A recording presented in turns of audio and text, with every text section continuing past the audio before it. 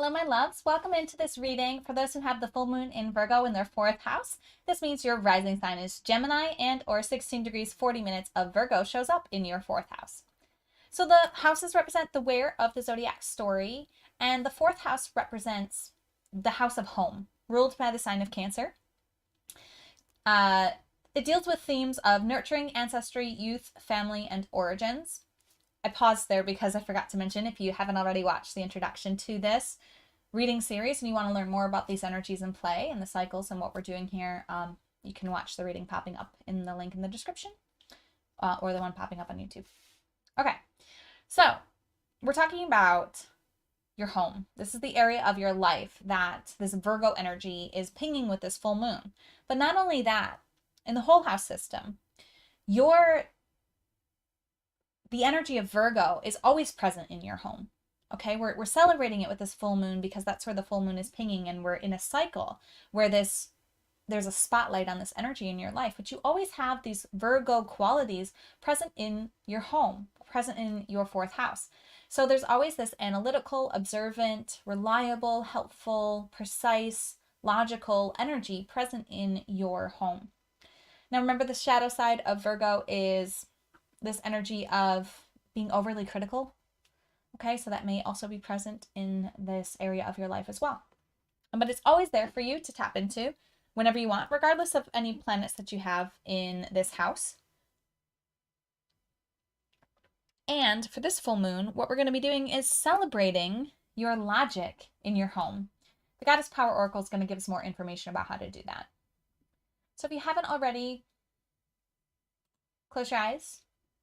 Taking a few deep breaths. Called in your spiritual support team if that feels good to you, and opened your heart to receive the guidance most aligned for you at this time. Go ahead and do that.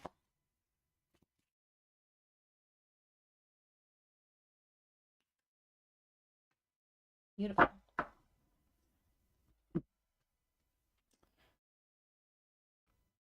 Your goddess is Ceridwen. Her theme is potential. Her number is 9, so you may see that number show up throughout your lunar phase in relationship to this message. Like if you see the number 9 and you remember, oh, 9 is an indicator for me for this moon, then you're going to check in with what's going on in that moment that you saw that number, where you saw it, how you saw it, what you were thinking about. All of those factors take a look at and see how it resonates with this message about this logic that we're bringing into our house of home. And Ceridwen's message of potential. You are a child of infinite potential. The Celtic goddess Ceridwen is here to remind you of the power that resides in the womb of your heart and the chalice of your mind. Everything you need is coming together right now, as if your life's reflection were shining brightly in a golden liquid in Ceridwen's magical transformative cauldron. Imagine greatness, and there will be greatness. Envision peace, and there will be peace. Choose love, choose gratitude, and choose faith in the divine magic that flows through you. These are the only ingredients needed for the goddess Ceridwen to work her transformative magic on your behalf. Regardless of the limitations imposed on your world by fate, culture, and conditioning, your true destiny is coalescing on your behalf. You can be anything you imagine. Remember this. Dream and trust that everything you need exists to make that dream a reality. This is the promise of the goddess Ceridwen. Feel free to pause and reflect and take notes on anything that was activated in you, any knowings that came through, any connections that you made from that message, any inspirations that you got from that. I'm tapping in to see how she wants to relate this back to logic in the home.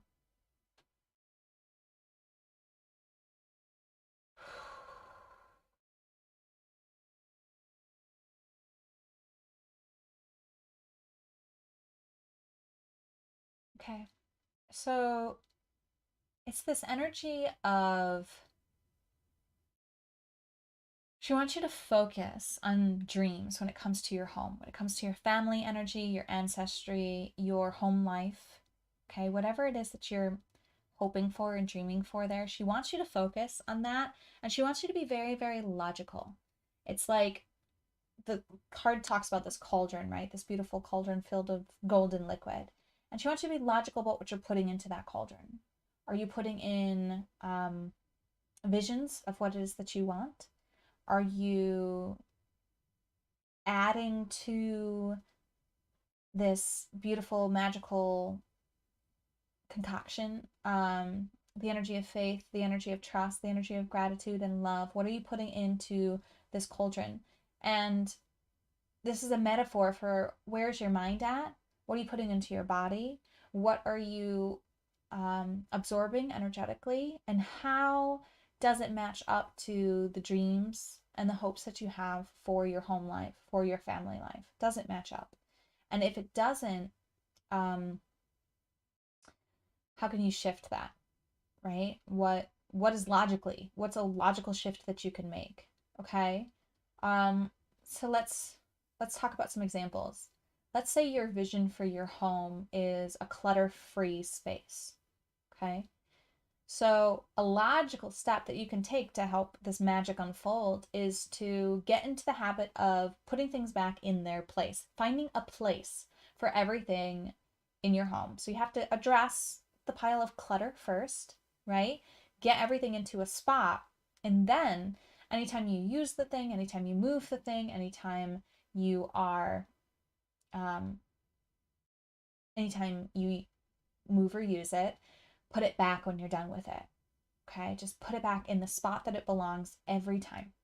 Okay, this is something that I've had to do in my life. I've learned this skill and this ability, and it really has helped my home become much more organized, much more it's so much easier to navigate. I used to call them nests, like just a nest of like stuff thrown into a pile, right? There's no order or logic to it. It was just kind of thrown into a pile to be dealt with later, right? And then I would sort the pile and put everything into its place, and then it would just feel like too much of an effort to put it back, until I realized that that effort putting it back right away meant that from the time that I put it back right away to the time I needed it again, it was in its place and it felt good to have it there. Okay, so even though I was expending effort to get it back to where it should be anyway, it made sense to me. It helped support me. Another like logical thing that you could be doing in your life is if you want like a shift or a change to happen within your family dynamic. If you want somebody to be nicer to you, right? In your family, you want to have a different relationship with them. Well, what are your thoughts about that person? Are they limiting? Are you only seeing what has been with you in this person? Are you thinking about how they're going to be a challenge to you? Or are you creating space in your mind for this potential, for the potential of this vision of that you have of them acting lovingly and truthfully to you, or whatever it is that you're calling in? You got to start having thoughts about that. Be like, oh, I'm excited to see this person because there's a potential that our relationship has shifted. Even something as simple as that, right? Making space for that. So that's really what I feel her message is here, is like, yes, she has this beautiful magical cauldron of potential. But what are you putting into it? Be very logical about what you're putting into your home, the energy you're putting into the people in your home, and the quality of that when it comes to being in resonance and alignment with your vision or not. Okay? Being really logical. Everything in your home, and even like being that very Virgo energy of like, this stays, this goes, this stays, this goes. I feel like it's like spring cleaning energy too. It's like, okay, I'm gonna just sort through this and get rid of anything that I don't need anymore. Just moving through it. Okay. Yeah. There was something else in there that I really wanted to also bring up, and I can't remember what it is, so give me a second, please. Thank you.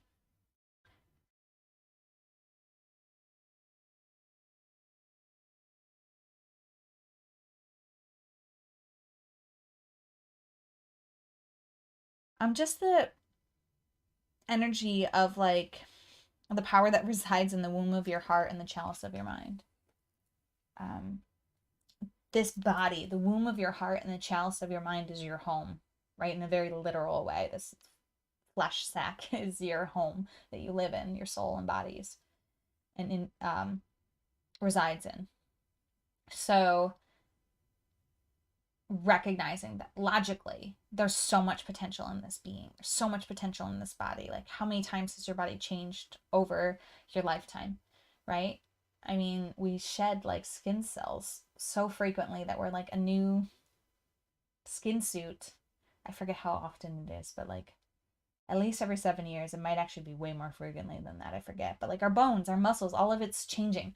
All of it's renewing itself. So there's unlimited potential in this home of our bodies, the womb of our heart and the chalice of our mind. And we are responsible for what we put there. We have to be very logical about the energy that we put into this powerhouse that is us, that is the home that we live in.